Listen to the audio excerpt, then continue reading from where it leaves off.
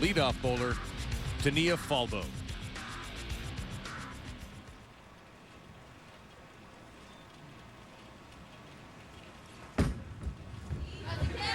There's a work line, a hit, no drive, no foul.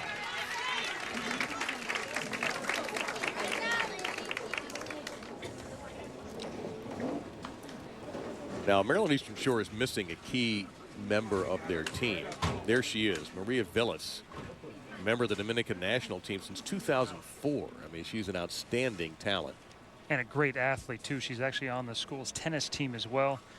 But Tania has done a great job for this team filling in. She filled in at the conference championships, at the NCAA championships as well. So she's no stranger to being here. Slipped a bit, but she's going to make it. Villas bothered by a bad back, and the coaches had thought about trying to work her in this tournament, but they decided against it. Whoa. We already had one foul. And again, when the lights get on these approaches, they get heated up. They do get slicker. Yeah, gentlemen, you saw there's the foul judge.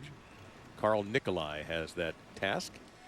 Now, Phil Vita, the head coach for Lindenwood, makes no changes following his first game victory. No surprise. He's got tremendous power at the bottom with Amanda Green and Jenny Petzold, and a very steady leadoff player, Jillian McBride, the junior. She made no mistakes in the first match.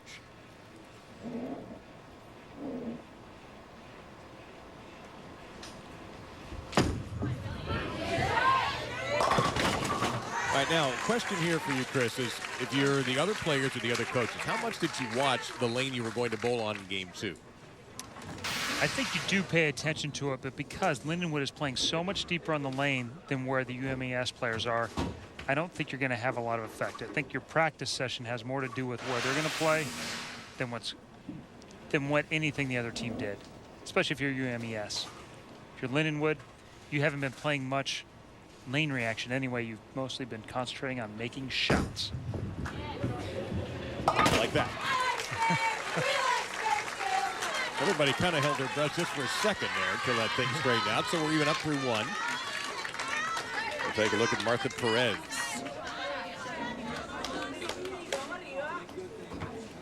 Neither team got off to a particularly good start in the first match. A little bit of nerves and being on the fresh did not help. But things look a little better here. That's a good-looking shot. Just couldn't catch a break on that ringing 10. It's like that should help settle this whole thing down and let UMES get into the rhythm that got them to this championship game.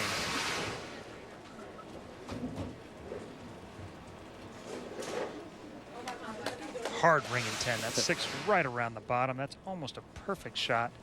Technically, about 3/4 inch light.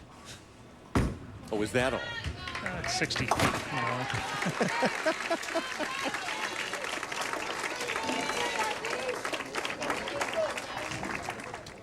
So now Amanda Richards, sophomore for Lindenwood.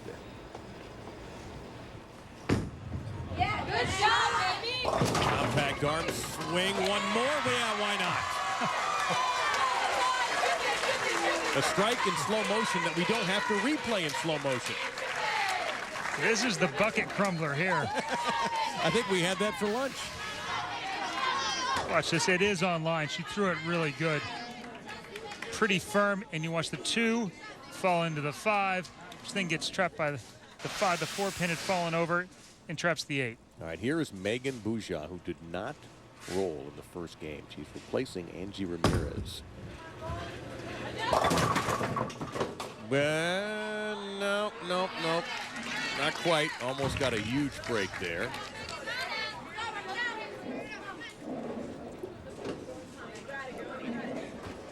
Would you like to start a college bowling team at your school?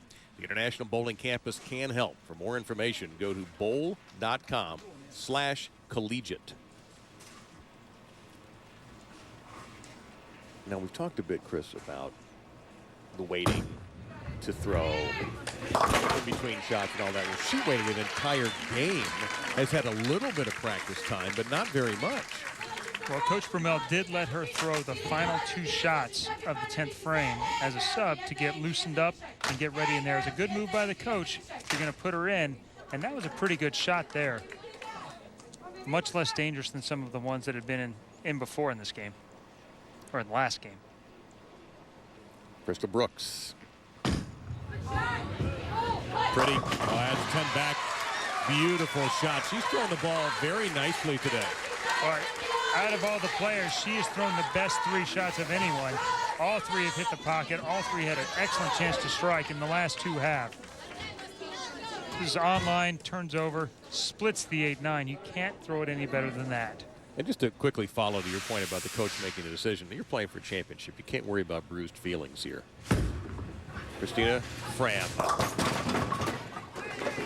It just dove right through, and she busted up the split, and she'll have 2 and 4 left to take care of.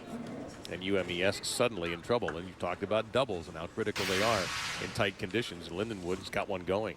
Yeah, and this one just gets up the lane a little bit too much. She has enough rotation. She actually gets it off her hand very well.